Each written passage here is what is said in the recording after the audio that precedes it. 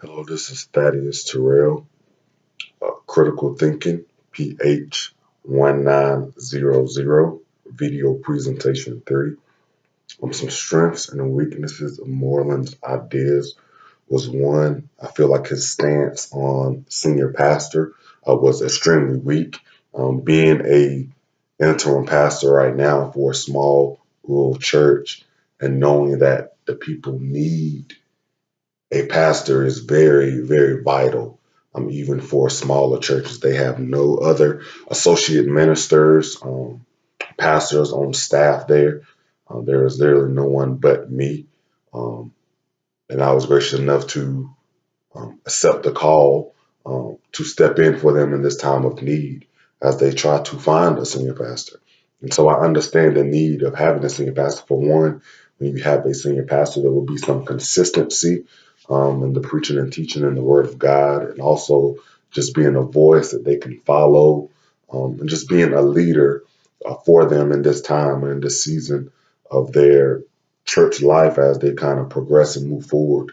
Also, a senior pastor is needed simply because of the training and education and experience that one may have gained just from uh, life experience and just education as far as seminary and whatnot.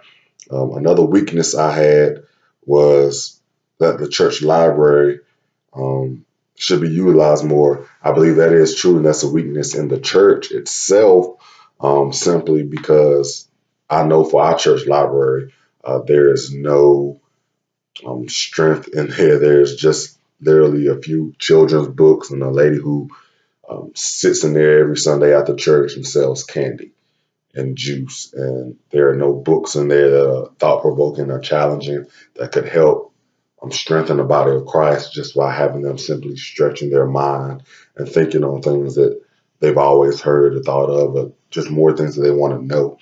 Another weakness I seen was Sunday school. I know growing up in church and sitting through various Sunday school classes that I really did not learn anything new from what I already knew. Maybe that was because the teachers weren't as equipped to be able to effectively teach, or there was just no freshness to it. It was no improvising. There were no one there to challenge you or question or argue a case on why this should be this or why this shouldn't be there, and kind of get your mind to stretch. So I believe that actually goes hand in hand with our church library. A strength, I believe, was true was that was one of elders. We should have elders simply that help and assist the senior pastor. When you think of elder, you think of people who are older who may help and assist. They may not have the same education as you, but they have wisdom, and that's wisdom goes a long way. They can help you make decisions in the long haul. I believe also that you need those elders to help you as far as equipping and evangelizing in the church. I know in the church we like to think of the pastor as just the one person band and that just be it, but there's many parts to the band. I believe that the elders can also assist in helping uh, push the pastor and help evangelize and win souls for Christ.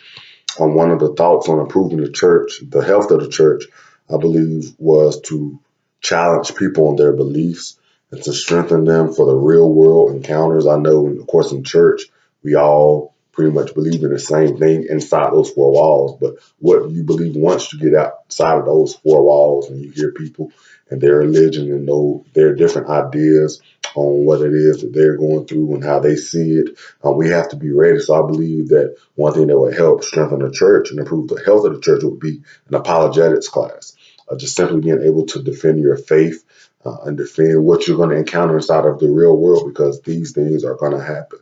I believe also that we are to help go and just really lean on each other. I know um, you asked for how can we help improve, but more so, do we agree with Moreland's thesis? I believe that I do agree with Moreland's thesis, simply because of the leaders. Where are the leaders in this generation, especially when it comes to the current state of America or in our culture and just in our region and our state?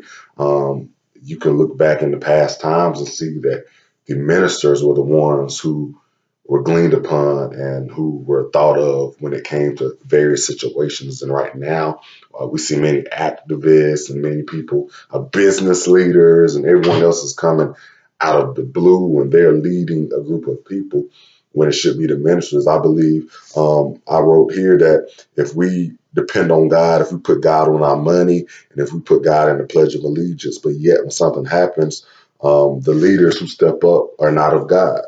And they don't, you can't tell really which side they're on. And I don't believe it should be like that. I should believe that it should be the Christian leaders who should step up and have a say so in our region, in our state, in our culture, and in our community. That's all I have for today.